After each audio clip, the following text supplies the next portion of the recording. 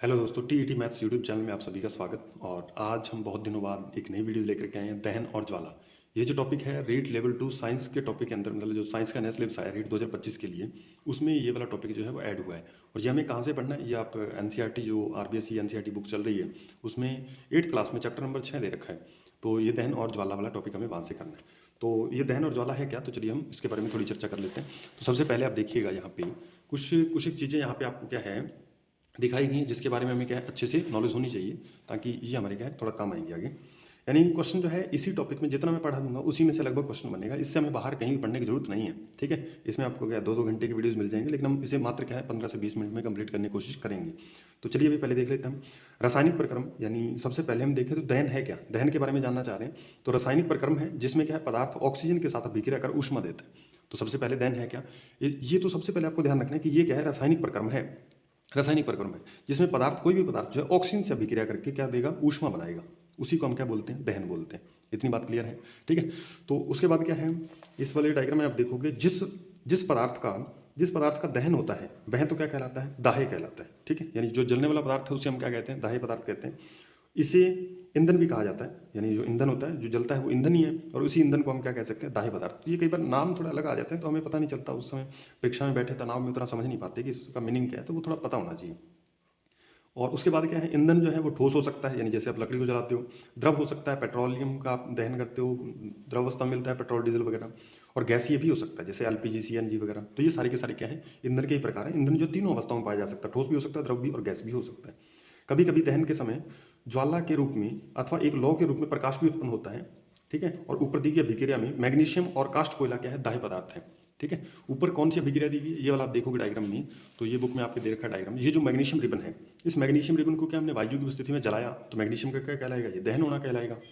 दहन होने से एक तो ऊष्मा बनेगी, प्लस इसकी इसकी क्या है, राख बनेगी। और राख भी पूछा जाए तो राख में क्या बनता है, मैग्नीशियम ऑक्साइड, क्योंकि ऑक्सीजन से अभिक्रिया करके मैग्नीशियम ऑक्साइड बना लेता है। तो ये वाच गिलास में इकट्ठा हो जाता है, ठीक है। मतलब कटोरी नुमा कोई आकृति नीचे रख देंगे तो ये इसकी राख नीचे गिरेगी। इसमें यदि राख पूछा जाए, वो राख है क्या मैग्नीशियम को जलाने के बाद, तो वो राख जो है वो होती है आपके पास मैग्नीशियम ऑक्साइड।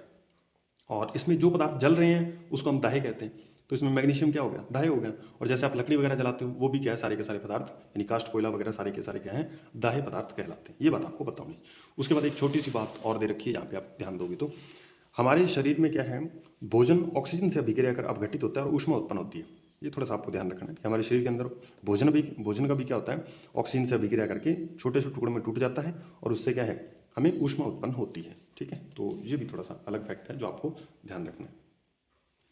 यहाँ पे एक हमें एक्सपेरिमेंट दे रखा है कि दहन के लिए वायु जो है आवश्यक है इसको प्रदर्शित करने के लिए। सबसे पहली बात तो ऑक्सीजन, दहन की परिभाषा में क्या आ रहा है, ऑक्सीजन से अभिक्रिया होनी चाहिए। तो ऑक्सीजन कहाँ से मिलेगी, वायु में।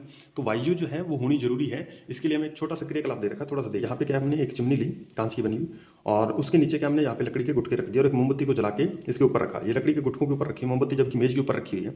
और जैसे ही हमने ये रखा तो नीचे से क्या वायु जा रही है, तो मोमबत्ती आसानी से एक स्वच्छ लो के साथ जलती रहती है। उसके बाद क्या किया हमने, ये जो लकड़ियों के गुटके थे ये हमने हटा दिए। हटाने से क्या हुआ कि नीचे से वायु जाना बंद हो गई। वायु जाना बंद हुई तो उसके बाद हमने क्या है, इसके ऊपर कांच, ये तो वैसे प्लेट रख रखी है, कांच के ऊपर प्लेट को रख सकते हो। तो अब वायु जाने का मार्ग नहीं बचा। अब वायु जाने का मार्ग नहीं बचा तो इसका मीनिंग क्या है कि यहाँ पे वायु जितनी देर है तब तक तो वो जलती रहती है मोमबत्ती, यानी फड़फड़ाते हुए, कंपन करते हुए ये लो जो है बुझ जाती है। ये आपको ध्यान रखना है।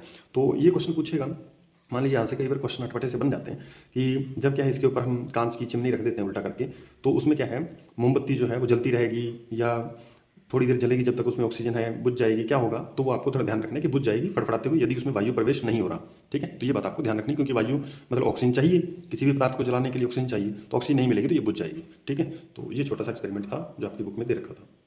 इस प्रश्न पे पहुंचने से पहले हमें कुछ एक चीज़ें जो हैं वो दी गई हैं जो हमें ध्यान रखनी चाहिए कि सूर्य में ऊष्मा और प्रकाश जो है नाभिकीय अभिक्रियाओं द्वारा उत्पन्न होता है। ये भी हमें बात पीछे दी गई है पिछले पेज पे, तो उतना एक दो बातें थी तो मैंने वहाँ पे उसका फोटो नहीं लिया। तो नाभिकीय अभिक्रियाओं के द्वारा क्या है, सूर्य में प्रकाश उत्पन्न होता है, ये बात हम सभी जानते हैं। और गर्मियों के मौसम में क्या है, बहुत ज़्यादा गर्मी पड़ने पे सूखी घास जो है वो रगड़ते हैं, उसके पत्ते रगड़ते हैं, वायु चलती है तो वो घर्षण के कारण क्या आग पकड़ लेते हैं। तो वो भी एक दहन का प्रकार है, वो भी हमें थोड़ा ध्यान रखना है। और यदि कोई व्यक्ति को आग लग जाती है तो हम उसके ऊपर कंबल क्यों लपेट देते हैं, थोड़ा सा ये भी आपको ध्यान रखना है। जैसे ये डायग्राम भी दे रखा है, तो इसमें आप देखोगे कंबल में लिपटा व्यक्ति वस्त्रों जिसके वस्त्रों ने क्या है आग पकड़ लिया, तो हम उसके ऊपर क्या करते हैं कंबल उठा देते हैं। यदि उसके कपड़ों में आग पकड़ ली, ऊपर हम क्या है कोई कंबल लेंगे और कंबल क्या करेंगे उसके ऊपर लपेट देंगे ताकि ऑक्सीजन का संबंध टूट जाए, और ऑक्सीजन का संबंध टूटते ही उसके कपड़ों में लगी आग क्या है बुझ जाती है। ये थोड़ा सा ध्यान रखना है आपको। उसके बाद आपको अगला पॉइंट ध्यान रखना है जो मोस्ट इंपॉर्टेंट है, वह न्यूनतम ताप जिस पर कोई पदार्थ जलने लगता है ज्वाला ताप कहलाता है। मोस्ट इंपॉर्टेंट है, ठीक है। तो वह ताप क्या कहलाता है, ज्वाला ताप या ज्वलन ताप कहलाता है, ठीक है। तो ये ज्वलन ताप के बारे में आपको ध्यान रखना है कि वह न्यूनतम ताप जिस पर कोई पदार्थ जो जलने लगता है वो क्या है, उसका ज्वलन ताप है। उसके बाद नेक्स्ट है हमारे पास माचिस के बारे में थोड़ा सा दे रखा है जो कि आपको रोचक भी है और थोड़ा पढ़ भी लेना चाहिए हमें। माचिस का इतिहास बहुत पुराना है, ठीक है। 5,000 से अधिक वर्ष पूर्व प्राचीन मिस्र में गंधक में डुबोए गए चीड़ की लकड़ी के छोटे टुकड़े माचिस की तरह उपयोग में लाए जाते थे। आधुनिक निरापद माचिस का विकास लगभग 200 वर्ष पूर्व हुआ।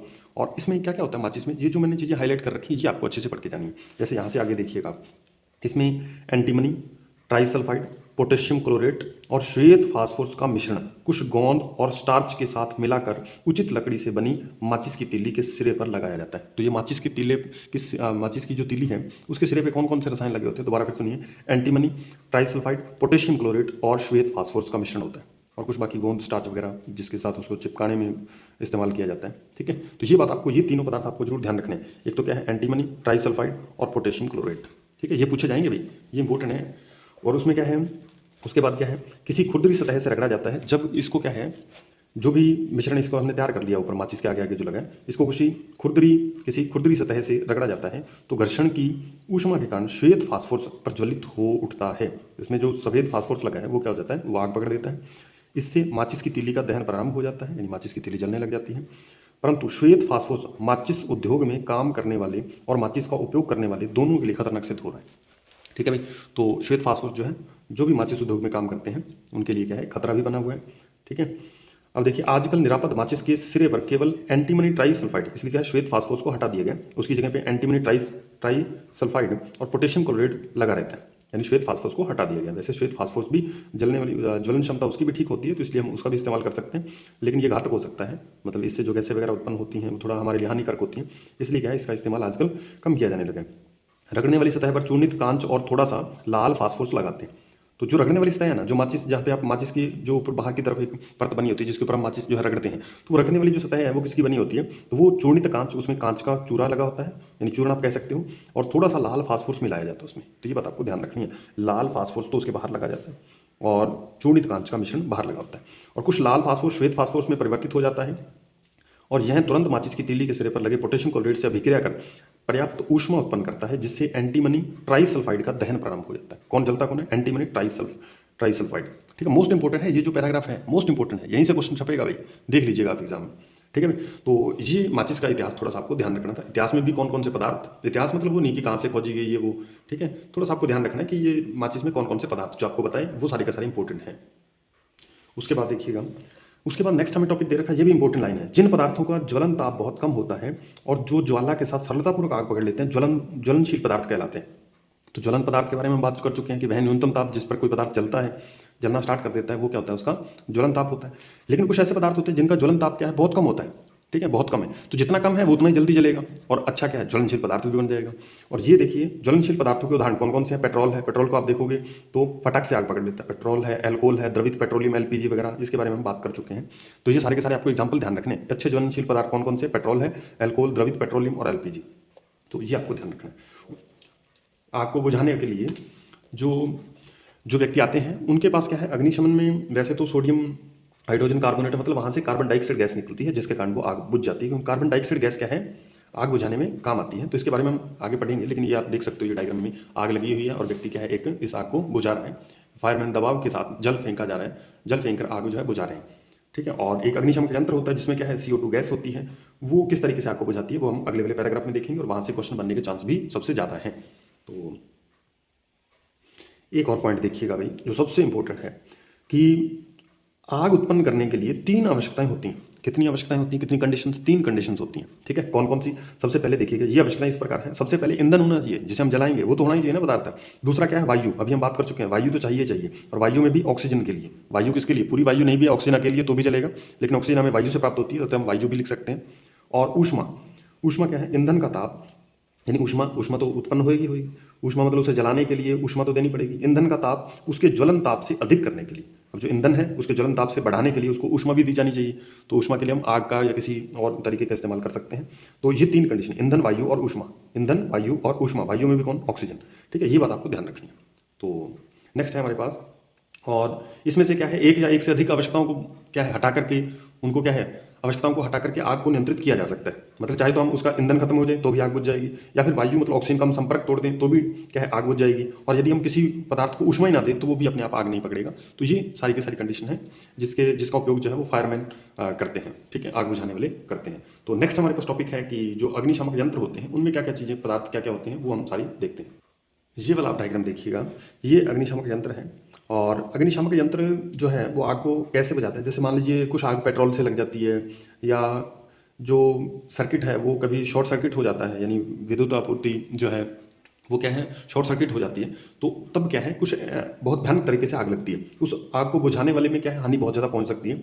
तो जैसे पेट्रोल से आग लग गई, मान लीजिए पेट्रोल से लगी आग पर क्या है, जल से हम उसे नहीं बुझा सकते, ठीक है, क्यों, क्योंकि जल जो है वो तेल से भारी होता है, जैसे ही हम उसके ऊपर जल डालेंगे तो जल तो चला जाएगा नीचे और पेट्रोल क्या आ जाएगा, उसके ऊपर उठाएगा, पेट्रोल के ऊपर आते ही पेट्रोल पे आग लगी रहेगी। यानी यदि क्या है, हम पेट्रोल को जल में डाल दिया जाए और फिर ऊपर ऊपर उसकी परत बन जाएगी, क्योंकि वो ऊपर ऊपर जल के ऊपर तैरेगा, क्योंकि जल से क्या है, हल्का है पेट्रोल, तो पेट्रोल ऊपर ऊपर तैरेगा, इसलिए पेट्रोल तो मतलब पेट्रोल से लगी आग को क्या है, जल से नहीं बुझाया जा सकता, ये बात आपको ध्यान रखनी है। तो वैसे जल का हम उपयोग करते हैं अग्निशामक में, लेकिन पेट्रोल की आग बुझाने में काम नहीं आता, ठीक है। तो फिर ये जो पैराग्राफ है ये मोस्ट इंपॉर्टेंट है, यहाँ से क्वेश्चन आने के चांस हैं, ठीक है। देखिएगा, जल जो है तेल से भारी होता है, अतः तेल के नीचे चला जाता है और तेल ऊपर जलता रहता है। विद्युत उपकरण और पेट्रोल जैसे ज्वलनशील पदार्थों में लगी आग कार्बन डाइऑक्साइड CO2 सबसे अच्छा अग्निशामक है। तो पेट्रोल से यदि आग लग जाए तो उसको हमें किससे बुझाना चाहिए, CO2, ठीक है। ऑक्सीजन से भारी होने के कारण CO2 आग को एक कंबल की तरह लपेट लेती है। ये ऑक्सीजन से भारी होती है, जिसके कारण ये जहाँ पे आग लगी है उसके चारों तरफ क्या है, कंबल नुमा आकृति बना लेती है, एक आवरण बना लेती है, और जिसके कारण क्या, ऑक्सीजन का संपर्क टूट जाता है, और ऑक्सीजन का संपर्क टूटते क्या होगा, आग बुझ जाएगी। इससे ईंधन और ऑक्सीजन के बीच संपर्क टूट जाता है, अतः आग पर नियंत्रण हो जाता है। CO2 का अतिरिक्त लाभ यह है कि सामान्यतः यह विद्युत उपकरणों में कोई हानि न पहुंचाती, ठीक है। और हमें क्या है, कार्बन डाइऑक्साइड की आपूर्ति कहाँ से मिलती है, उच्च दाब पर यह द्रव के रूप में सिलेंडरों में भरी जा सकती है। LPG किस रूप में सिलेंडरों में रखी जाती है, वो भी LPG भी लिक्विड पेट्रोलियम गैस है, ठीक है।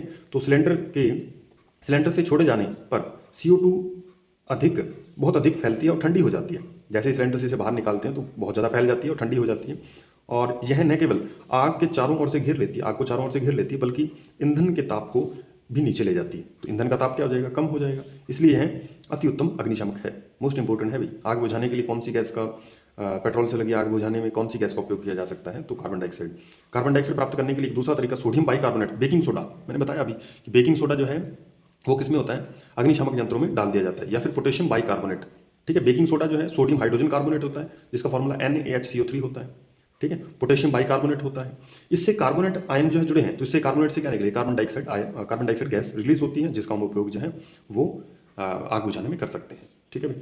तो उसके बाद क्या है, यहाँ पे आप देखिएगा, फास्फोरस जैसे कुछ पदार्थ जो कमरे के ताप पर क्या है, वायु में भी जल उठते हैं। तो ये बात आपको ध्यान रखनी है कि फास्फोरस एक ऐसा पदार्थ है जो कमरे के ताप पर क्या है, वायु में जल उठता है, ये बात आपको ध्यान रखनी है। और यदि कोई पदार्थ अपने आप जल रहा है तो इसको हम क्या कहेंगे, स्वतः दहन कहेंगे। इस प्रकार का दहन जिसमें पदार्थ बिना किसी प्रत्यक्ष कारण के अचानक लपटों के साथ जल उठता है, उसे हम क्या कहते हैं, स्वतः दहन कहते हैं, ठीक है भाई, स्वतः दहन कहते हैं। तो उम्मीद है ये बात आपको अच्छे से समझ में आ गई होगी। और जैसे कई बार क्या है, कोयले की खान है या बिजली घर में आप देखोगे तो तापमान बहुत ज़्यादा बढ़ जाता है, या आकाशीय बिजली गिरती है, तो उससे भी क्या है, अधिकतर मनुष्यों की लापरवाही से क्या होता है, वहाँ पे आग लग सकती है, आग मतलब कोई दुर्घटना होने के चांस जो है वो बढ़ जाते हैं। उसके बाद नेक्स्ट आप देखिएगा, थोड़ा सा हमें वैसे दहन के बारे में पढ़ लेना चाहिए, दहन और ज्वाला। तो अभी ज्वाला के बारे में पढ़ते हैं, तो दहन के बारे में हमने पढ़ लिया, अब हम पढ़ते हैं ज्वाला के बारे में। तो दहन के समय जो पदार्थ वाष्पित होते हैं वे ज्वाला का निर्माण करते हैं। कुछ पदार्थ क्या है, दहन के समय क्या है, वाष्पित हो रहे होते हैं, तो वही क्या करते हैं, ज्वाला का निर्माण। जैसे ये आप देखिएगा, तो ये बाहर की तरफ लौ निकल रही है, इसे हम क्या कहते हैं, ज्वाला कहते हैं। उदाहरण के लिए मिट्टी का तेल और पिघली हुई मोमबत्ती के साथ साथ ऊपर उठते हैं और दहन के साथ वाष्पित होकर ज्वाला का निर्माण करते हैं, ठीक है भाई। तो ये बात आपको ध्यान रखनी, कोई खास इंपॉर्टेंट है नहीं, वैसे यहाँ से क्वेश्चन पूछे जाने की जो चांस हैं वो बहुत कम है, लेकिन फिर भी थोड़ा बहुत आप ध्यान रख लीजिए। अलग अलग लो आपको दिखा सकते हैं, यहाँ पे ये डायग्राम दे रखे हैं, थोड़ा बहुत आप देखना चाहो तो। जैसे ये है मोमबत्ती, और ये नीले रंग की ज्वाला जो है वो गैस सिलेंडर से निकलने वाले, या स्टोव है, इससे ज्वाला जो निकलती है वो नीले कलर की होती है, ठीक है। जहाँ पे नीली स्वच्छ ज्वाला मिलेगी इसका मतलब ईंधन जो है वो स्वच्छ है, ठीक है, मतलब वो ज़्यादा प्रदूषण नहीं हो रहा। और जहाँ पे पीली कजली धुएं वाली ज्वाला निकलेगी उसको हम क्या कहते हैं कि ये प्रदूषित ज्वाला है, मतलब पर्यावरण प्रदूषण को ये ज़्यादा मतलब क्या कर रही है, प्रेरित कर रही है।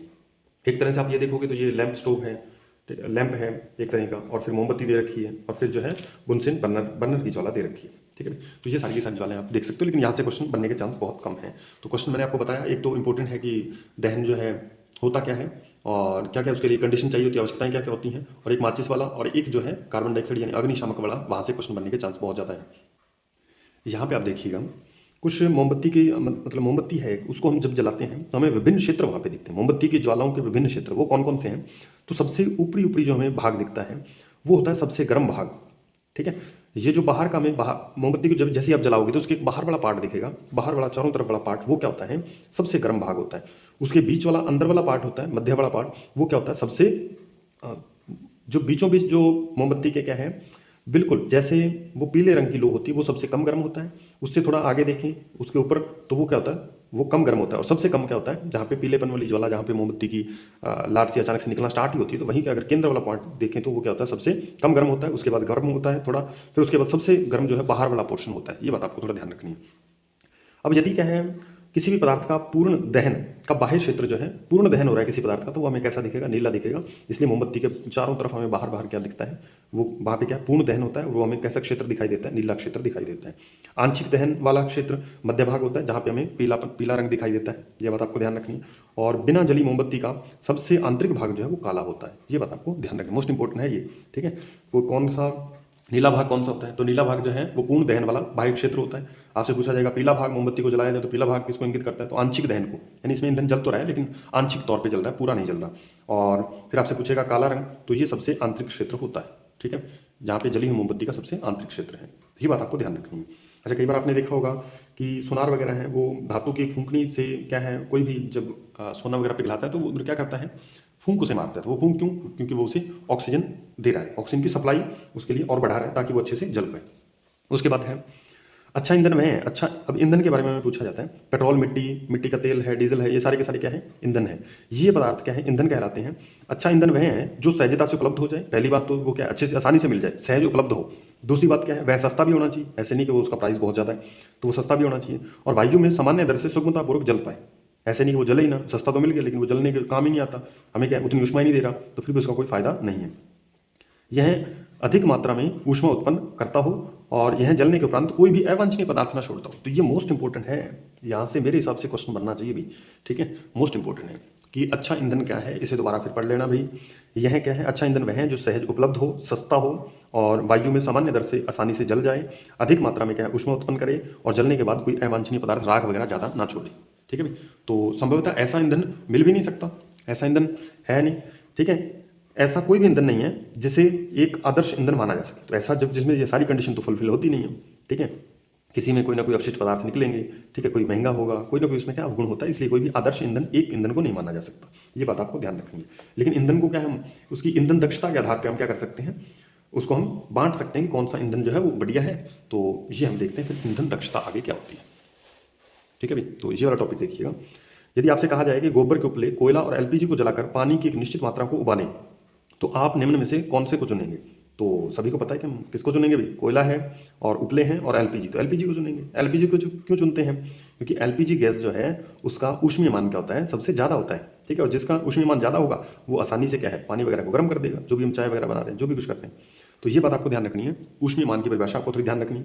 किसी ईंधन के 1 किलोग्राम के पूर्ण दहन से प्राप्त ऊष्मा की मात्रा उसका ऊष्मीय मान कहलाती है। यानी हमारे पास कोई भी ईंधन है, 1 किलोग्राम है, 1 किलो हमारे पास क्या कोई ईंधन है, उसको हम क्या है पूर्ण दहन कर रहे हैं, अच्छे से जला रहे हैं, और उससे जितनी ऊष्मा प्राप्त होगी उसी को हम क्या कहते हैं, उसका ईंधन का ऊष्मीय मान कहते हैं।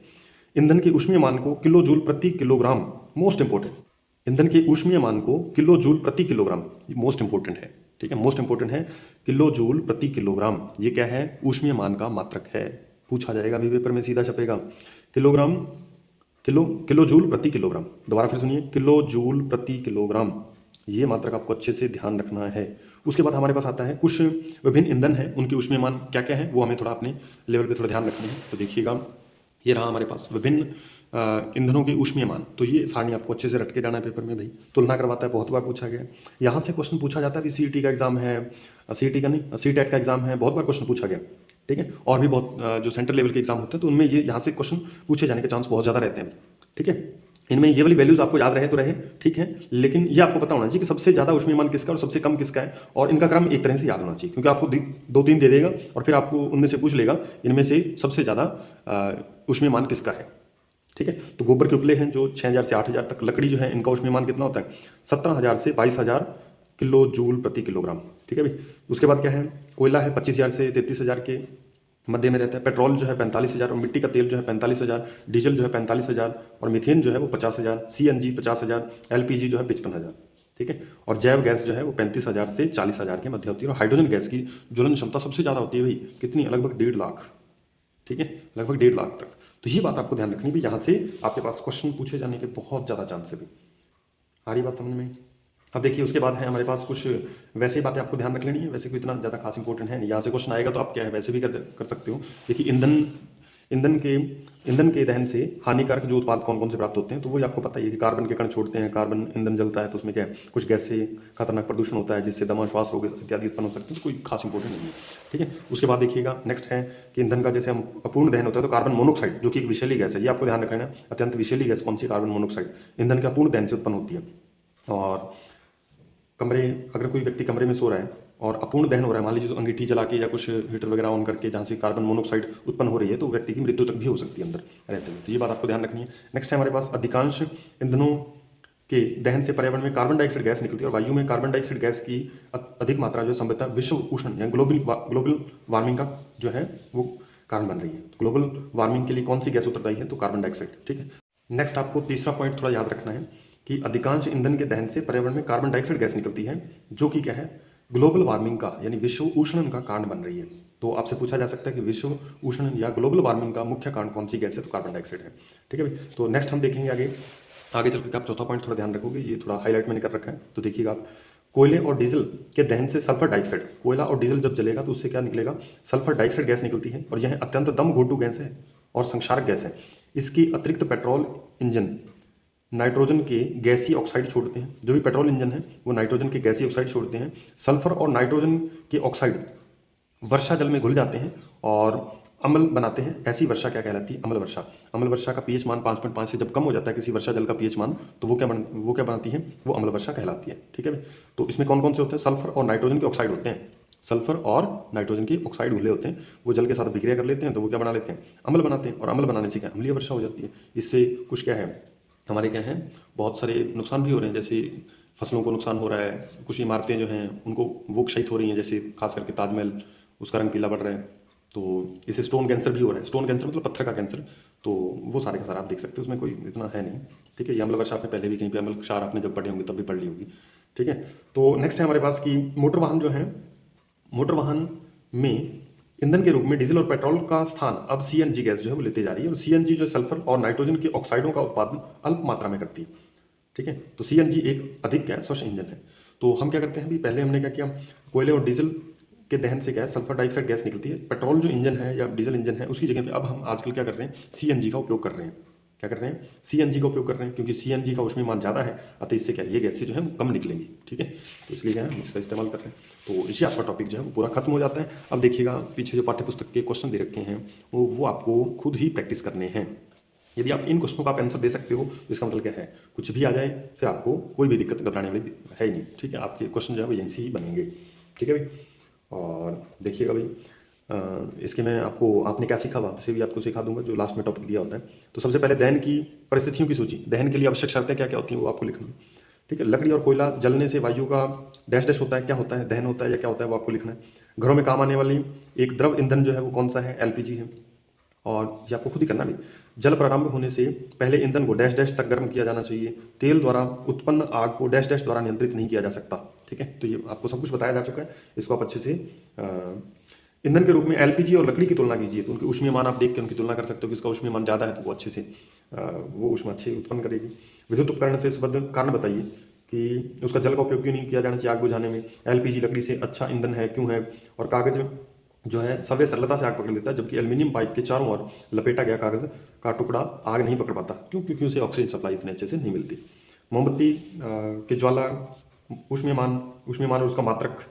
ठीक है, CO2 गैस जो है उसके बारे में हम बताना है। ठीक है, आगे वाले क्वेश्चन में देख रहा हूँ, तो CO2 किस प्रकार आग को नियंत्रित करती है ये बताना है।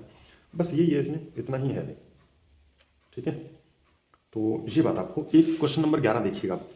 एक प्रयोग में 4.5 किलोग्राम ईंधन पूर्णतः दहन किया गया, उत्पन्न ऊष्मा का माप जो है इतना है। ठीक है, ईंधन का ऊष्मीय मान प्रकलित कीजिए, मोस्ट इंपॉर्टेंट है भाई। अब इसमें क्या है, हमें ईंधन का ऊष्मीय मान निकालना है, तो आप क्या करोगे 4.5, और हमने परिभाषा क्या पढ़ी है 1 किलोग्राम ईंधन को जलाने के लिए, लेकिन ये कितने को जला रहा है 4.5 को, तो इसको क्या करोगे 4.5 से भाग दे दोगे, तो जो हमारे पास पदार्थ है जिसको जलाया गया उसका क्या आ जाएगा, क्या आ जाएगा भाई, ऊष्मीय मान आ जाएगा। ठीक है, सिंपल सी बात है। क्या जंग लगने वाले प्रक्रम को दहन कहा जा सकता है, विवेचना कीजिए। तो ये सारे के सारे क्वेश्चन आपको खुद देखने हैं। नेक्स्ट है हमारे पास कि थोड़ा सा एक टॉपिक है छोटा सा, उसको भी हम देख लेते हैं, यानी जो हमने अभी तक पढ़ा उसका हम रिवीजन कर लेते हैं। जो पदार्थ वायु में जलते हैं दाहे कहलाते हैं। दहन के लिए ऑक्सीजन वायु आवश्यक है। दहन के प्रक्रम में वायु और प्रकाश उत्पन्न होते हैं। ज्वलन ताप वह निम्नतम ताप है जिस पर जो है दाह्य पदार्थ आग पकड़ लेता है। नेक्स्ट है हमारे पास ज्वलनशील पदार्थों का ज्वलन ताप बहुत कम होता है। आग उत्पन्न करने हेतु आवश्यकताओं में से एक या अधिक आवश्यकताओं को हटाकर आग पर नियंत्रण किया जा सकता है।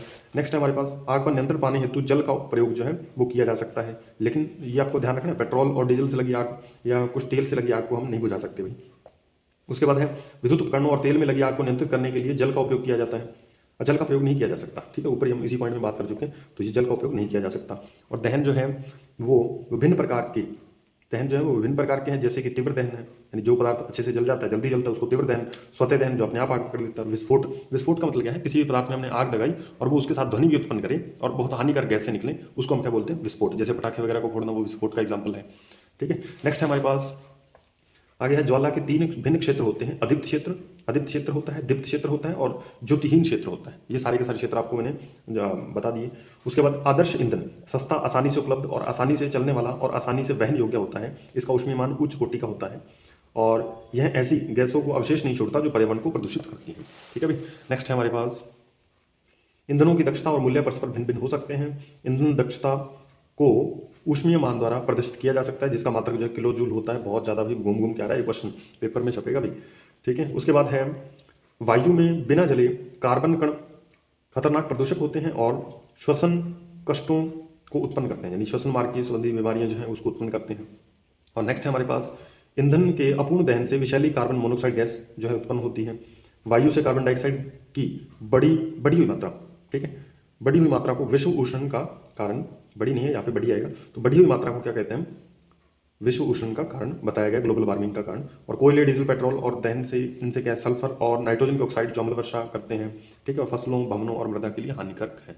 ठीक है, तो मिलते हैं नई वीडियोज़ में। नेक्स्ट वीडियो में मिलेंगे हम कोई नए टॉपिक के साथ। तो आज इस वीडियोज़ में इतना ही काफ़ी है, और लगे रहिए, जो आपको पहले भी कुछ वीडियोज़ हैं मैंने उपलब्ध करवा दी गई हैं। हालांकि उसमें से कुछ टॉपिक हटा दिए गए हैं, लेकिन फिर भी कोई दिक्कत नहीं, जितने टॉपिक डाले हुए हैं उतने पढ़िए, फिर बुक्स से पढ़िए, कहीं और से पढ़ लीजिए, कोई दिक्कत नहीं। बाकी यदि आपको बुक्स की वीडियो चाहिए कि कौन कौन से बुक्स पढ़ें, कौन कौन से टॉपिक कहाँ से तैयार करें, तो वो थोड़ा मैं उसके बारे में डिस्कस करूँगा। तो ये आप मुझे कमेंट बॉक्स में लिख के बताइएगा कि ये वीडियो कैसी लगी, और यदि ये आपके लिए बाकी हेल्पफुल रही थोड़ी बहुत, तो फिर हम कोशिश करेंगे एक दो और टॉपिक जो नए ऐड हुए हैं उनकी भी हम वीडियोज़ डाल पाएँ। ठीक है, तो मिलते हैं नेक्स्ट वीडियो में, तब तक के लिए धन्यवाद।